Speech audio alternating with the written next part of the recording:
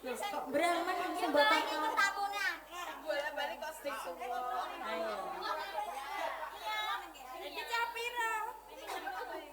sendok ana artis e Jajan nek sing ngene ra ngarep njuk foto. wah kowe ambil aku foto malah anu dek bahaya lah iku HP-ne nek meledos malah kehilangan HP Langsung tuwek to.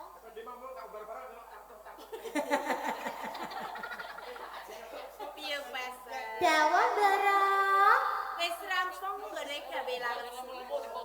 anggenipun suka mari suka menika sampun rampung namung ngrantos rawuh panjenengan lho ndara Jeneng gone netepi pakaryan. menawi bab kewajiban sedaya sampun rampung setunggal pakaryan kemawon boten wonten ingkang kecicir ndara Sing tak suwun pancen kaya ngono. Ora susah aku dadak paring dawuh, kowe kabeh kudune padha nglateni apa sing tak karepi. Aja nganti ing mengkone aku nampa duka saka ngersane Kanjeng Rama lan kula kowe kabeh padha sing pinter yo. esok aja monggo ndara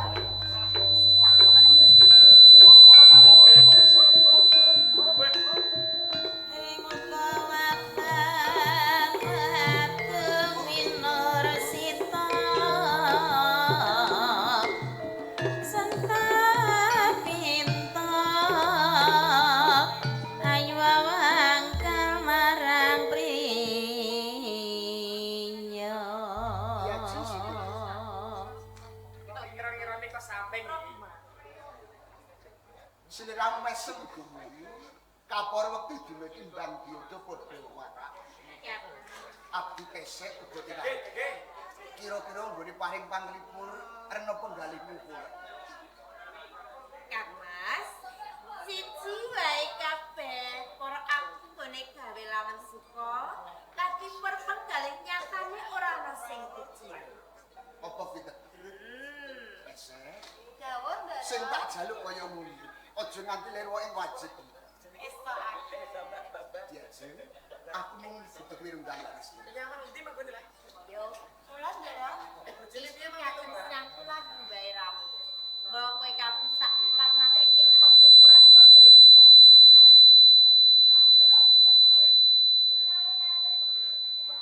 Kinipun mirunggan.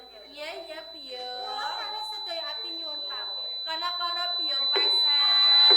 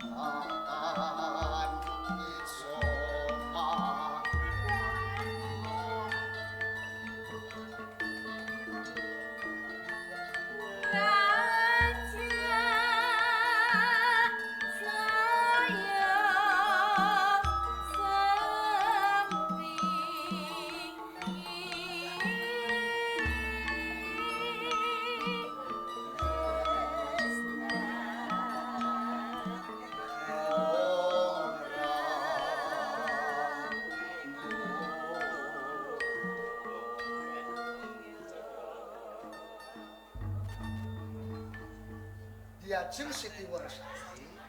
Kakang Romar. Yen to aku sing nanding lan sliramu. Rumangsa bagya lan mulya jroning baku. Nanging tengane sing tido-tido lan mau-mau. Ya bener dadak tido-tido Kakang. Aku meratelakno rasa tresna lan sliramu. Sliramu uga ngimbangi marang katresnane. Merga nyata aku tresna lan sampe. Nanging Diajeng, apa ya bisa kelakon aku lan sliramu tembayatan mangun balis. Bebrayan agung kang asipat jujuran. Jalaran sliramu ki putra raja ing Cirem. Apa ya bakal pangestu Diajeng? Engko aku bagus.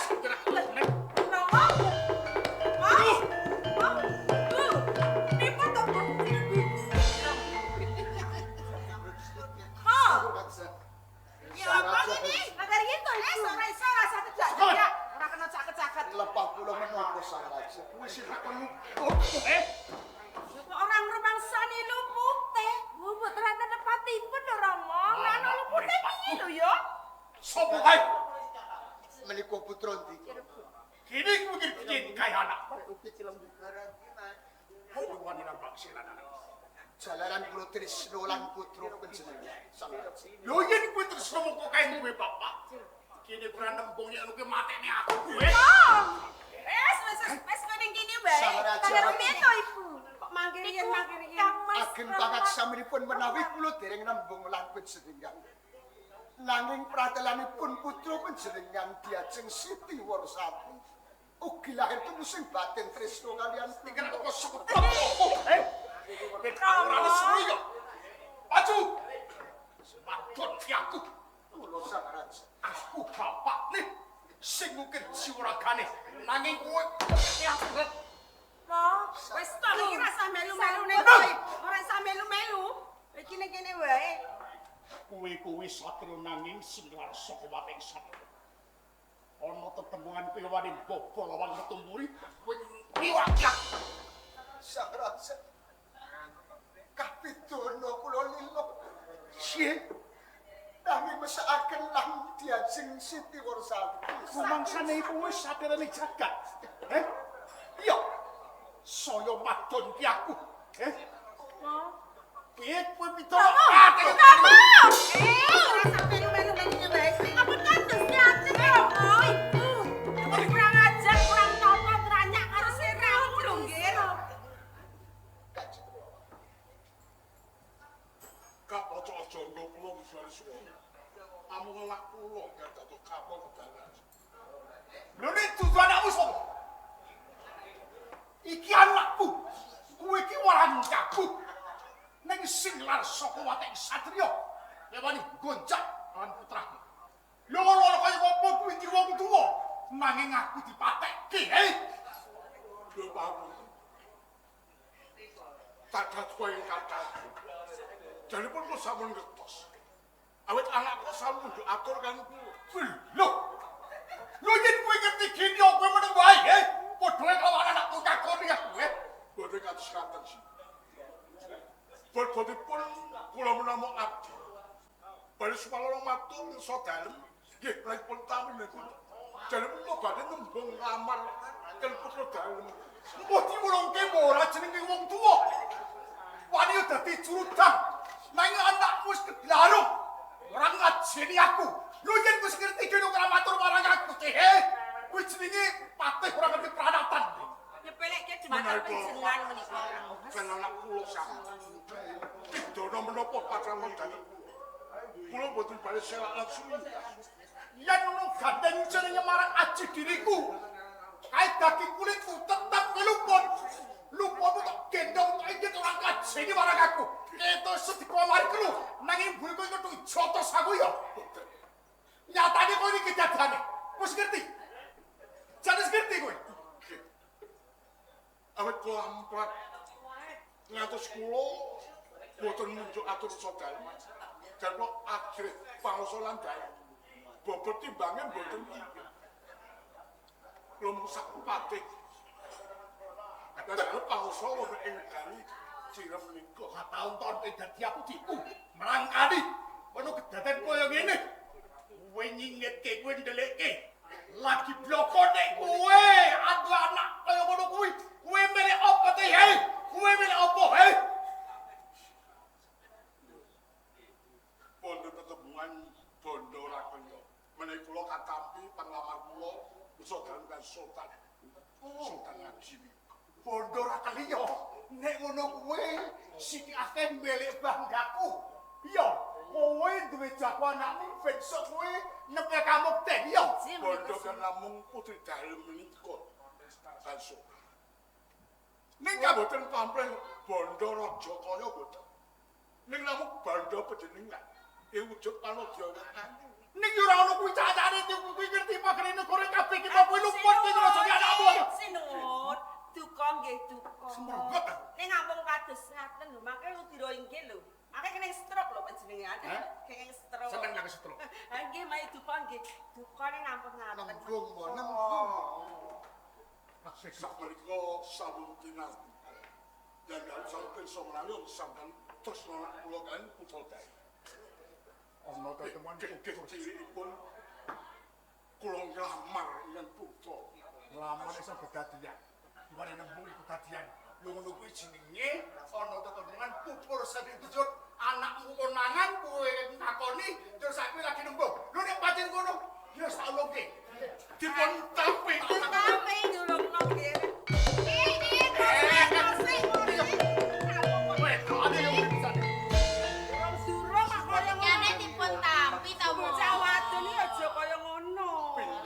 turun ing Macapada kok ngacani rawuh sak ayo praku karo bulu dewa enggak lenggah kakang pate lenggah ana jendodok aja karo aku sikilmu prasasak Hadaka Suta juduk kula sandi Bagaimana? Sotokan boten pinarak tekan nek aku kebanjur ndukani cilik natoni sing nangis dudu aku sing lorate dudu aku lagi sing duwe kula sing ora nek nganti anakmu tatu dudu kuwi kula kekilangan ning ono sing kirang banget lho ndi mo lah nika yo ngene iki lho sewu kula ben pirang ya mbak tembungipun ingkang putra sekali lagi aku ngene terus mau nggih pinarak to ramane badhe nampi sakwetipun laku sakwetipun badhe kula tampi putra panjenengan pamanku tampi kowe piye le lah kok wonten ngantun dipetampi edan apa kok ya ana tetepan kudu kejeblok waton lah tegesipun wis kudu malah dikongkon kono-kono ya aja dadi atimu nek aku nyempalani putraku bobote wong tuwa luwe-luwe anak wadon kaena tunggungan do anak wadon iki padha rancik-ancik pucuke ngeri nek nganti ora ana sing tanggung jawab anak cotho to aku wonten sawanipun duwe anak wedok niku Kyai Mustali lepet lading ing sading lakukan ini ya injiro wis tak tata atimu sampun mau Rama duka kowe mesgul atimu ora boten kok Rama mujudake tresna kelawan sliramu inji apa tenan kula tampi ora kok tata tak entuk ibu Rama panjenengan lilo pripun to lilo kami kula dipun pundhut kalih sanes lilo lahir batin nak lilo kula tak pados sanesipun liyane panjenengan sing luwih enom kula nggih duda ing boten rahmat menika rahmat kagungan putra panjenengan iki kanggo ngilangi atiku lagi sekel ini ya Teh ya Senono pengalamanmu tak tampa anakku bakal tak jodoh kelan putramu muga-muga besok dadi kakek ninen-ninen ning ana neh sing tadi pas cek belum